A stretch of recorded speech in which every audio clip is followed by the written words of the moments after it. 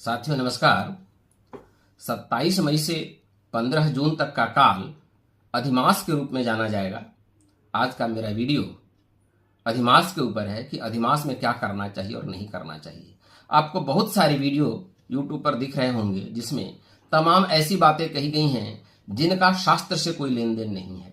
तो मैं आपके सामने शास्त्र सम्मत बात रखने जा रहा हूं कि हमारा शास्त्र किन कर्मों को करने का आदेश देता है इस अधिमास में।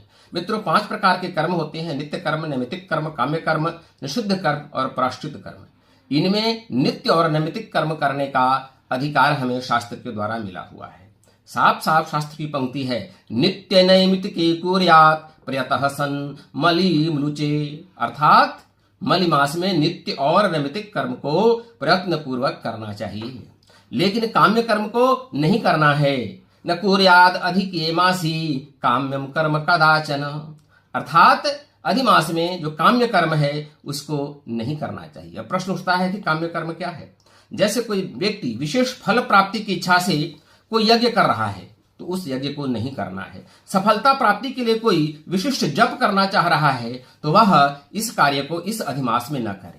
तो इस तरह के जो कार्य होते हैं उसको काम्य कर्म कहते हैं और उसको नहीं करना है इस अधिमास में, क्योंकि उसका फल प्राप्त नहीं होता है। लेकिन नित्य कर्म, जैसे आप प्रतिदिन संध्या वंदन करते हैं, देव पूजा करते हैं, पितरों का तर्पण करते हैं, सदग्रंथों का अध्ययन करते हैं, तो इस कर्म को रोकिए नहीं, जरूर करिए और अधिक से अधिक कीजिए।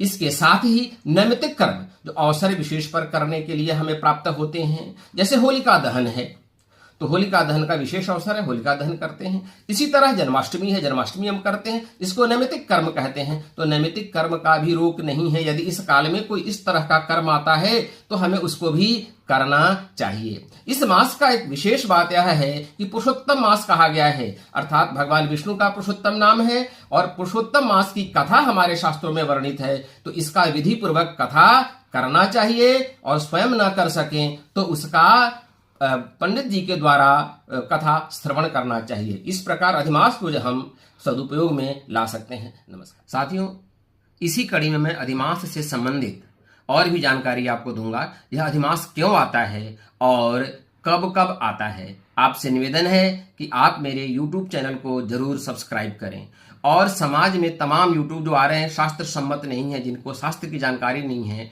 और आपको भ्रमित कर रहे हैं, आप उनके भ्रमित होने से बच पाएंगे। नमस्कार।